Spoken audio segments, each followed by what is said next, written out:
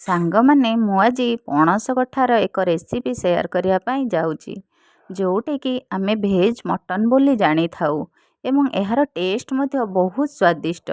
ଏଥିଲାଗି ମୁଁ ଗୋଟେ ମିଡ଼ିୟମ୍ ସାଇଜ୍ ପଣସକୁ ଛୋଟ ଛୋଟ ଖଣ୍ଡ କରି କାଟି ନେଇଛି। ଗ୍ୟାସ୍ର ଫ୍ଲେମ୍ ଅନ୍ କରି ଗୋଟେ ପ୍ରେସର କୁକରରେ କିଛି ପାଣି ଦେଇ ବସେଇ ନେଇଛି ଏବଂ ଏଇ ଯେଉଁ ଛୋଟ ଛୋଟ ଖଣ୍ଡ କରି କାଟିଥିବା ପଣସକୁ ଏଥିରେ ଦେଇ ଦେଇଛି।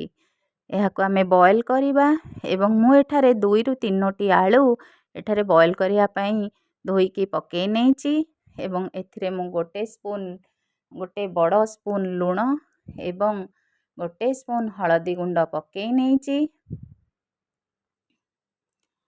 ଏହାପରେ ଆମେ ପ୍ରେସର କୁକର ଢାଙ୍କୁଣୀ ବନ୍ଦ କରିଦେବା। ବନ୍ଦ କରିଦେଇ ଆମେ ଏହାକୁ 2ଟି ସିଟି ଆସିବାକୁ ଦେବା ଏବଂ ଏହାପରେ ଆମେ ମସଲା ପ୍ରସ୍ତୁତ କରିବା। ମୁଁ ଏଠାରେ 1 ଇଞ୍ଚ ଅଦା ଏବଂ 1 ବଡ଼ ରସୁଣ ନେଇଛି ଏବଂ ଲଙ୍କା ମୁଁ ଏଠାରେ 3ରୁ 4ଟି ଶୁଖିଲା ଲଙ୍କା ପକେଇ ନେଇଛି ଏବଂ ଏଠାରେ ମୁଁ ହାଫ୍ ସ୍ପୁନ୍ ଜିରା ନେଇଛି। ଏହାକୁ ଭଲ ଭାବରେ ଗ୍ରାଇଣ୍ଡିଙ୍ଗ କରି ନେଇଛି। ବର୍ତ୍ତମାନ ଆମେ ଗ୍ୟାସ୍ ଅନ୍ କରି କଡ଼େଇ ବସାଇ ନେବା ଏବଂ ଏଥିରେ ଆମେ ତେଲ ପକାଇ ନେବା। ତେଲ ଗରମ ହୋଇଗଲା ପରେ ବର୍ତ୍ତମାନ ଆମେ ଛାଣିକି ରଖିଥିବା ପଣସକୁ ଏଥିରେ ଫ୍ରାଏ କରିବା ତେଲରେ।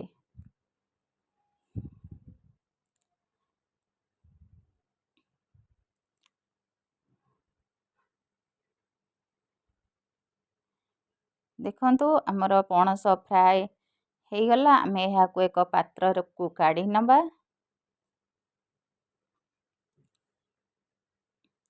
ବର୍ତ୍ତମାନ ଏହିଭଳି ଭାବରେ ଆମେ ବାକିତକ ପଣସ ଗୁଡ଼ିକୁ ତେଲରେ ଫ୍ରାଏ କରି ନେବା।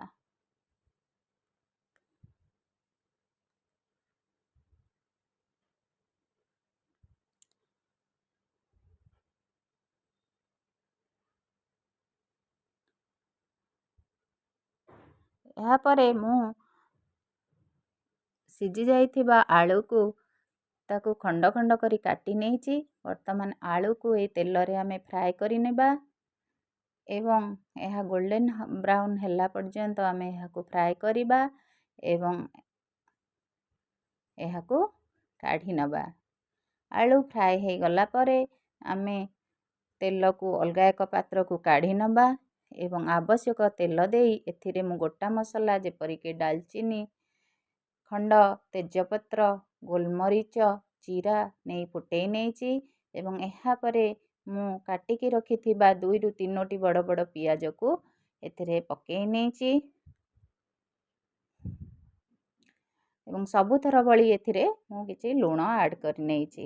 ବର୍ତ୍ତମାନ ଆମର ପିଆଜକୁ ଫ୍ରାଏ କରିବାକୁ ଦେବା। ପିଆଜ ଫ୍ରାଏ ହେଇଗଲା ପରେ ମୁଁ ଏଠାରେ ବଟା ମସଲା ପକେଇ ନେଲି ଏବଂ ପକେଇ ନେଇ ଏହାକୁ ଆମେ ବର୍ତ୍ତମାନ କଷିବା। ମସଲା ଅଳ୍ପ କଷି ହେଇଗଲା ପରେ ମୁଁ ଏଠାରେ ମୋର ଘରେ ବନେଇଥିବା ମସଲାକୁ ମୁଁ ପକେଇଲି ଏବଂ ହାଫ୍ ସ୍ପୁନ୍ ହଳଦୀ ଗୁଣ୍ଡ ଏବଂ 1 କଟା ଟମାଟୋକୁ ପକେଇ ନେଲି। ପକେଇ ନେଇ ମସଲାକୁ ଭଲ ଭାବରେ କଷିଲି। ଦେଖନ୍ତୁ ବଢ଼ିଆ କଲର୍ ଆସିଛି ବିନା ଲଙ୍କାଗୁଣ୍ଡରେ। ମୁଁ ବଜାରର କୌଣସି ଲଙ୍କାଗୁଣ୍ଡ ବ୍ୟବହାର କରେନି। ମୁଁ ଘରେ ଶୁଖିଲା ଲଙ୍କାକୁ ଗ୍ରାଇଣ୍ଡିଙ୍ଗ କରିନିଏ କି କୌଣସି ଆର୍ଟିଫିସିଆଲ ମସଲା ମୁଁ ଏଠାରେ ୟୁଜ୍ କରେନି। ଦେଖନ୍ତୁ ମସଲାର ଟେକ୍ସଚର ଗ୍ରେଭି କେତେ ବଢ଼ିଆ ହେଇଛି। ବର୍ତ୍ତମାନ ମସଲା ଆମର ହେଇ ଆସିଲାଣି। ବର୍ତ୍ତମାନ ଆମେ ଛାଣିକି ରଖିଥିବା ପଣସ ଆଉ ଆଳୁକୁ ପକେଇ ନେବା ଏବଂ ମସଲାରେ ଏହାକୁ କଷିବା।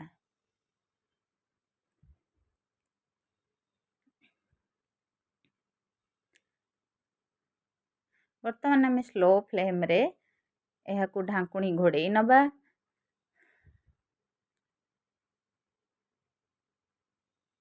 ଏମିତି ଧୀରେ ଧୀରେ କରି ମସଲାକୁ ପଣସ ଗୁଡ଼ିକୁ ମସଲା ସହିତ କଷି ନେବା।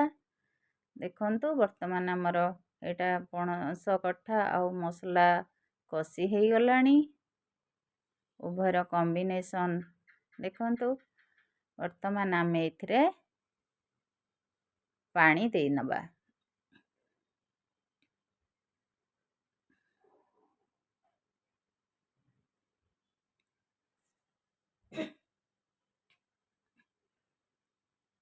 ପାଣି ଦେଇ ଭଲ ଭାବରେ ଗୋଳେଇ ନେବା ଏବଂ ଢାଙ୍କୁଣୀ ଦେଇଦେବା।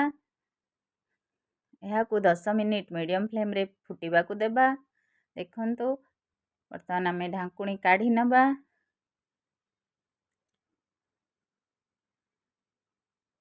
ବର୍ତ୍ତମାନ ଆମର ପ୍ରାୟ ତରକାରୀ ହେଇ ଆସିଲାଣି।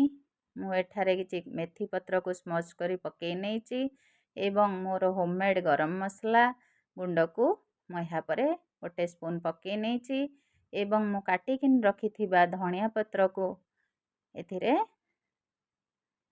ଆଡ଼୍ କରିଛି। ବହୁତ ବଢ଼ିଆ ଫ୍ଲେଭର୍ ଆସେ ଧଣିଆ ପତ୍ରର। ତେଣୁକରି ବର୍ତ୍ତମାନ ଆମର ପଣସ କଠା ତରକାରୀ ପ୍ରସ୍ତୁତ ହୋଇଗଲା। କେମିତି ଦେଖନ୍ତୁ ପୁରା ମଟନ୍ ଭଳି ଲାଗୁଛି, ଟେଷ୍ଟ ବି ମଧ୍ୟ ବହୁତ ଡେଲିସିୟସ୍। ତେଣୁ ଆପଣ ଏହାକୁ ଘରେ ବନାନ୍ତୁ। ଭିଡ଼ିଓ ଭଲ ଲାଗିଲେ ଲାଇକ୍, କମେଣ୍ଟ ଏବଂ ସବସ୍କ୍ରାଇବ୍ କରେ।